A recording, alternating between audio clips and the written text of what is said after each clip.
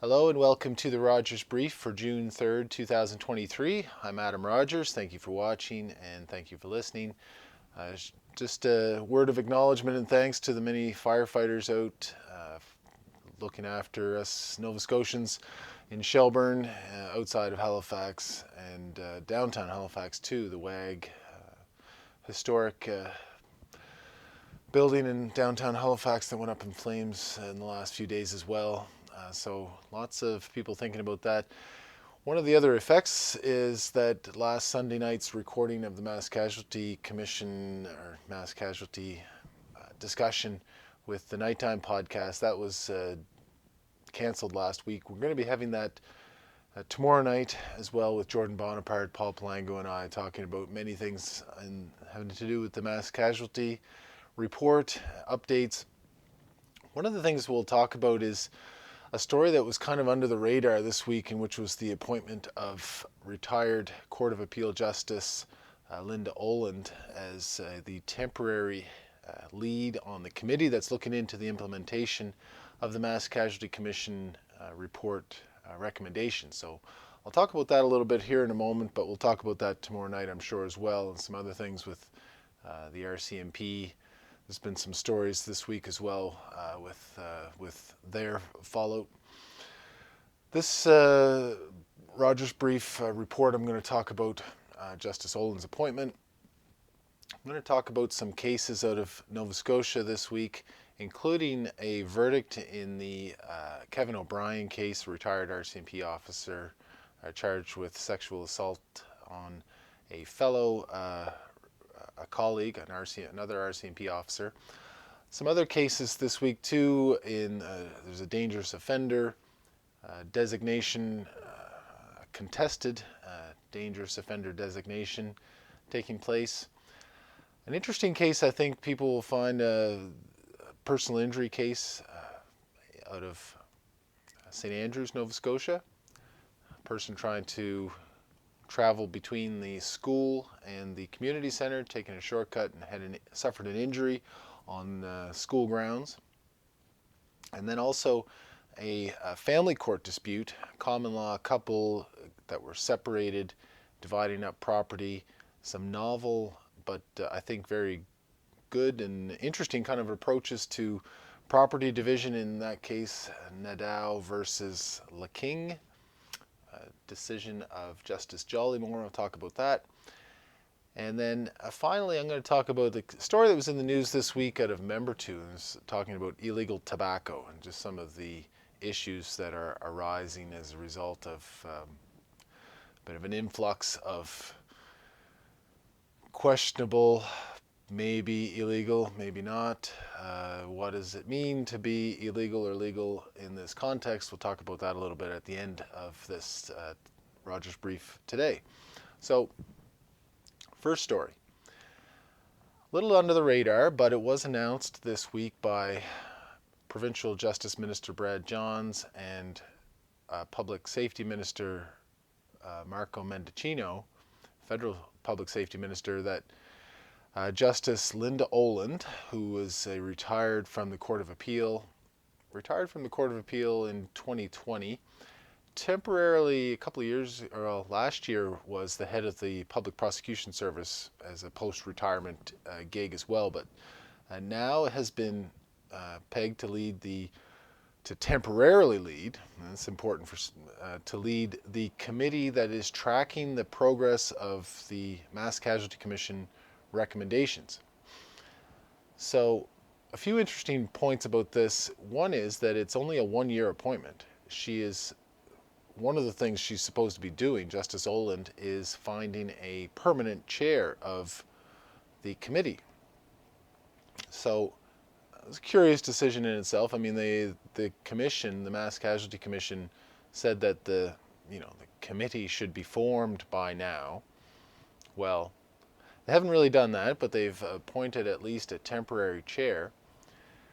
But it's only a one-year appointment, and part of that is to find a permanent chair.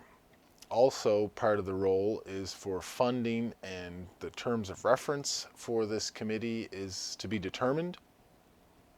So really, it's, to me, It seems like a strategy or a plan to delay the implementation or delay any work of this committee, because what are they really going to be doing if the first task of the chair is to find a permanent chair, talk about what the terms of reference might be for the committee. Justice Oland was on the Court of Appeal in Nova Scotia from 2000 to 2020, a 20-year time. She was 2 years before that on as a Supreme Court justice. So is this quite the skill set that is needed for this role? And what is the role? Well, it's not quite clear. I mean, you're trying to be implementing the terms, all the recommendations, the many recommendations and big recommendations for, some pretty significant changes in the areas of policing and in domestic violence, addressing the many causes and issues around domestic violence investigations and treatment. Well, is the skill set that a judge brings the skill set for that role? It may seem more appropriate that somebody with management skills that's led an organization where they have to, allocate resources, deal with HR issues, lead a team of people, that a skilled manager might be more appropriate for that role. But here we have a retired justice.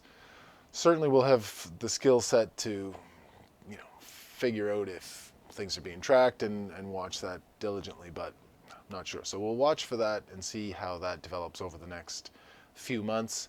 One of the things that is supposed to be important to this role is to bring transparency to the process. Now, we haven't heard from Justice Oland other than a statement issued under her name, so we'll see if she provides information directly, if she'll do interviews, if she'll do press conferences, talk about what's expected to take place, and so we'll see. I mean, it's a role where transparency is very important, and so we'll watch to see how that develops. Next story. Get into some case law out of Nova Scotia from this week. One is the verdict in the case that I talked about a few months ago in March. I think the trial took place of Kevin O'Brien, retired RCMP officer who was charged for an allegation of sexual assault from 1994, and a memory from a former colleague whose name is subject to a publication ban. So the accuser, her name cannot be revealed publicly. The accused, Kevin O'Brien, his name can be. Accused of sexual assault, very serious allegation. This memory from the former colleague only arose in 2017, she claimed, as a result of some counseling she was undergoing at the time. Well, Justice Denise Boudreau from the Supreme Court of Nova Scotia did not find her story to be credible. I didn't think it was going to be a conviction when I was, following the trial at the time. The, other witnesses were there at this party that took place after a shift, and, the alleged victim said that it took place in the evening. Everybody else seemed to think it was in the early morning, like after a night shift, and some photos were brought into evidence that, showed that it was a daytime, it was well lit. And then Justice Boudreau said that the woman had difficulty giving one simple, complete, accurate description of what happened. And there was lots of dispute during the trial from other people that were at this party that, the two went into the bathroom for a very brief time. Didn't seem to be anything amiss afterwards, and some details of the assault just didn't seem to add up. So Justice Boudreau found Mr. O'Brien not guilty. Another thing, just bring up in the news report from in the CBC Nova Scotia news report, they talked about that there was a packed courtroom of Mr. O'Brien's supporters, and that there was a smattering of applause afterwards at the verdict. I just say, as a lawyer, sometimes you get family supporters in, and there'll be some applause afterwards. I know nobody likes that. The judge doesn't like it. Everybody feels uncomfortable afterwards. I know people may feel inclined to express themselves. They're not going to get in trouble, but usually you tell people beforehand, don't react. Just let it go, let the judge leave, and then do whatever afterwards. But anyway, sometimes that happens anyway. Next case. This is a case Brian James Marriott. People in Nova Scotia that follow the news would be familiar with the Marriott name, alleged links to criminal organizations. Well, Brian James Marriott, at least second generation, just based on some of the comments in these two decisions. So there's two decisions that came out from Justice Jamie Campbell, and they were relating to a Crown application to have Mr. Marriott declared a dangerous offender. What does that mean? Being designated a dangerous offender means that you have an indeterminate detention. In other words, you'll be in jail for an indeterminate length of time. You're there basically until you can show that you're able to, whatever your sentence is over, and you're able to show that you can, live safely in society. Well, two issues here that the defense counsel, who's a guy named Nathan Gorham from Toronto, an Ontario lawyer. Rick Woodburn has been the Crown in this case for the province. Two issues. One is the Crown prosecutors were looking to use some files from correctional services, basically the jail guards, to show that there was some issues, during his time in detention, and that he was being, violent and such in custody. Well, defense says, well, this is untested evidence. It hasn't been subject to cross-examination or any kind of testing. It's hearsay. Well, Justice Campbell disagreed, allowed that evidence in, says it goes to weight. In other words, may not be given full credibility as tested evidence would, but he can hear it. It's not inadmissible for that reason. And there's other cases that have supported that. Second issue was an expert report by Dr. Granny Nielsen. She is a forensic psychiatrist, an assistant professor at Dalhousie, and also employed by Nova Scotia Health Authority, one of, I think, 4 or 5 forensic psychiatrists that work at the East Coast Forensic Hospital. So defendants claiming that she is not impartial, that a couple of words used in her report. She noted that Mr. Marriott was raised in a feral environment, in other words, raised without parents. The defense says, well, that's basically saying he was an animal.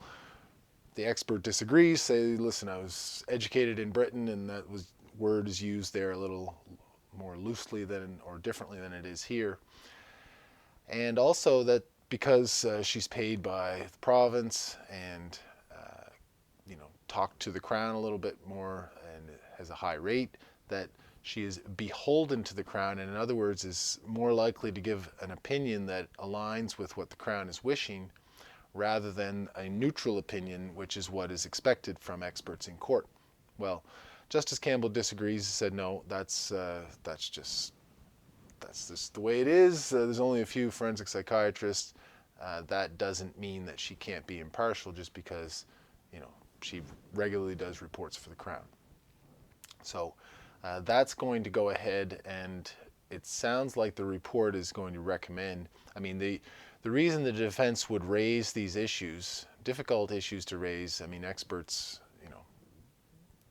she's qualified. It's quite unlikely that she was going to be found not qualified, so to attack her credibility in this way might have been the sort of only case that they could bring, but it didn't work. So seems likely that Mr. Marriott will be declared now a dangerous offender. That wasn't part of this application. It was just to see if that evidence, the two things, the correctional services file and the expert report could even be used. Yes, they can be used. So now they go on to the next stage of actually having the dangerous offender hearing. Can expect that that's going to determine that he is a dangerous offender. So we'll have an indeterminate sentence. All right. Next case, out of St. Andrews, Nova Scotia, near Antigonish, but there's a school there. I'm quite familiar with this location. Garnet MacPherson is the claimant. Adam Harris was his lawyer, making a personal injury claim against the Strait Regional Centre for Education, the school board, saying that he finished up doing a Taekwondo class and then was going to the community center next door to volunteer at a Chase the Ace thing. This was back in 2017. And Mr. MacPherson is a police officer in Stellarton, but lives in St. Andrews, and was taking a shortcut between the school and the community center. Well, this was a dark, sloped area, grassy area, and he fell and injured himself. Not clear what the injuries are. This decision by Justice Hunt only dealt with the liability question. So, not unusual to do that in a personal injury case. You say, all right, well, you may even agree on the damages, like, an injury, a particular injury. Okay, we've got the medical reports. We agree that if there is liability, this is what the damage suffered would be. Well, you have to get by the liability first, and in this case, it was unsuccessful. Justice Hunt agreed with the school board that there was a well-lit path not far away, would have required Mr. MacPherson to take a roadway partway. He claimed he was concerned because it was Chase the Ace, that there might be people drinking and driving, and he didn't want to take the road, so he took the shortcut. Well, that's the obligation of the school, and the school board is not to be an insurer, but is just, they don't have to have a perfectly safe area, just a reasonably safe area. And since they had a pathway which was well lit and not far away, the court decided, Justice Hunt decided that the school board was not liable for Mr. MacPherson's injuries, so he will not be able to pursue a damages claim as a result of that. Okay, next story. This is a family court situation, and kind of an interesting decision from Justice Jollymore. And I don't think it will be appealed. I don't mean it's interesting in that it's so novel as to be beyond what is acceptable. Nadeau, N-A-D-E-A-U versus La King, L-A King, La King. Anyway, so two issues: unjust enrichment allegation and the Partition Act. A Partition Act is, so if two people own property together, whether a couple or just whatever, co-owners, one of those two can always apply to have it sold. You can apply to have the property put on the market and sold, your interest, even if you have joint ownership.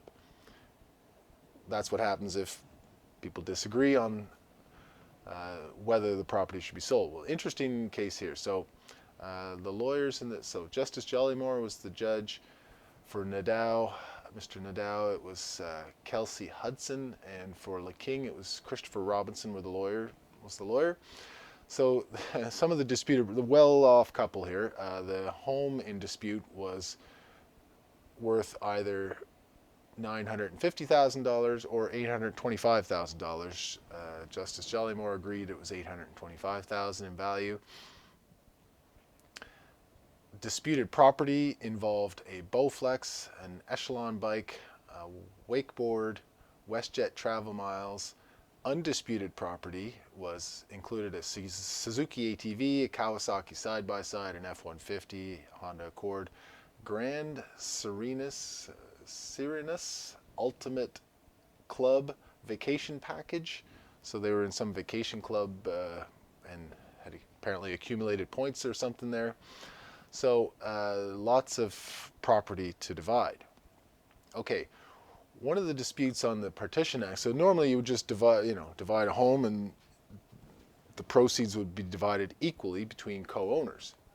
Here, the wife, La King, claimed that in an earlier home that the couple owed, that she had contributed an extra $20,000 to it, and had an agreement at the time that she would get that money back at some point. Well, this is now the point, and either though the husband disagreed with, or the Nadeau, not the husband, the common law spouse, had agreed at the time to pay the $20,000 back, at a later date tried to then claim that that wasn't owing, but Justice Jollymore agreed that it was still owing. So she got, of the sale proceeds, she's going to get an extra $20,000. Okay, but on the other hand, she lived in the matrimonial home, and he was paying the mortgage payments. So half those mortgage payments, which amounted to about, it was only a couple of months, I think it amounted to about $4,500 or so, will come back. So she'll get an extra $15,000 upon the sale. There was another claim, which was unjust enrichment, and in this case, she, La King, had a settlement from her time in the military, and had with that purchased a cottage on her own. Well, Nadeau had gone to the cottage, helped build the deck, had put in many hours. He's claimed on construction about 200 hours in labor, and he claimed $25,000 for that effort. Well, the judge awarded $25 an hour, or $6,000 in unjust enrichment that she enjoyed as the benefit, because she was going to own that cottage on her own, wasn't part of the property division. Most interesting part of this, though, I thought was nice, was so those items of property which were still in dispute, she told Nadeau, okay, you make 2 lists, all of this property, put them in 2 lists of equal value, and you make the lists, make them as fair as you can, and La King, your spouse, is going to pick one of those lists, and there will be no money changing hands as a result of just those items. So very novel way to deal with it. So both, it's like cutting a piece of pie, right? I mean, all right, you cut it fairly, you cut and I'll pick. Kind of a nice way to, so if I guess I would say, if couples are looking at property upon division, just personal property, you're looking at furniture and this sort of stuff, who's going to get what? Okay, one person make the list, other person pick. Really nice way to divide things up. All right, last story I want to talk about. This was a story in the news this week on CBC Nova Scotia about the Membertou tobacco. And the executive director, Trevor Bernard, who's also a lawyer, called a couple of years before me, I think in 2003. And Staff Sergeant Joe Farrell from the Cape Breton Regional Police were quoted. So there's talking about illegal cigarettes or allegations of illegal tobacco, and there's big fines for these if you are caught off reserve. So what are the rules on reserve? Not quite so clear. Trevor Bernard talks about how they have on reserve in Membertou quota tobacco, and that it generates about $5 million a year that they use for programs for the band. So they pay the government, the federal government, excise tax on that tobacco, but there's no sales tax paid. Okay, so there's no sales tax paid at the point of purchase. So cheaper tobacco, cheaper cigarettes than you would get off reserve. Well, but there's been an influx apparently of not quota tobacco, but what they call non-quota tobacco, coming directly from other bands, from Mohawk bands out west, is what the story suggests. And that these are being sold on reserve out of these unregulated or very littly regulated cannabis shops. And so the band is losing a great deal of money as a result of that. And so they're not able to fund programs to the extent that they'd like to. So there's a problem, because band members feel like they have a treaty right to trade with other reserves, aside from whatever officially the band itself might do. And the police are consider that to all be illegal cigarettes, and they are watching it. So what's happening? Not much. The CB Regional Police claim to have cracked down on these these not illegal, but these private cannabis shops. So off reserve in Nova Scotia, you can only buy cannabis legally through the Nova Scotia Liquor Commission. On reserve, you can buy them in private cannabis shops. it's a gray area as to whether it's legal or illegal, but they're operating. And it's not just in Membertou, and they're happening in other reserves as well. So regional police say they cracked down on this 2 years ago. There were 15 private shops in Membertou. Now there's 30. So I don't know how that crackdown is going. In the story, there was some vague references to, and Staff Sergeant Farrell talked about this, so did Trevor Bernard, that there's provincial, federal, First Nations negotiations taking place as to how those tobacco sales, cannabis sales can happen on reserve. But it's not clear that those negotiations are particularly active, or that there's really, anyway, hard to predict what the outcome of those is going to be. Not sure. Driving through the reserves, through Membertou, through Buck and Keg, other places, and you see all of these private cannabis shops. I don't know. I'm sympathetic to it. I at the time when the regulations were coming out, I thought instead of the government controlling it, there should have been private operations, maybe with some regulation to make sure there wasn't so many of them. But that hasn't happened. And on reserve, it's really an unregulated market. Not a great atmosphere for young people, I would have to say. It kind of, it reminds me, anybody that's watched the playoffs in hockey or basketball, or watching the Blue Jays games, and just being hit over your head time and time again with these gambling ads. Like, it's not good for kids to be watching sports sometimes these days because of all of those gambling commercials, and it's just not a good atmosphere. To me, this is, yes, it's legal, but not an ideal atmosphere to be wandering around and seeing all these shops either. So hopefully there really are negotiations taking place, and that there'll be some level of control, or higher degree of control than is the case right now with those shops. So something to keep an eye on reserve as well, and be following that story if there's any developments. All right, so those are the stories for this week. Be on nighttime podcast tomorrow night with Jordan Bonaparte and Paul Palango, and we'll be watching for that. You can follow that live on YouTube at 9:15 p.m. Sunday night, and otherwise we look forward to seeing you here next week. So until then, thank you for watching, thank you for listening, and we'll see you next time.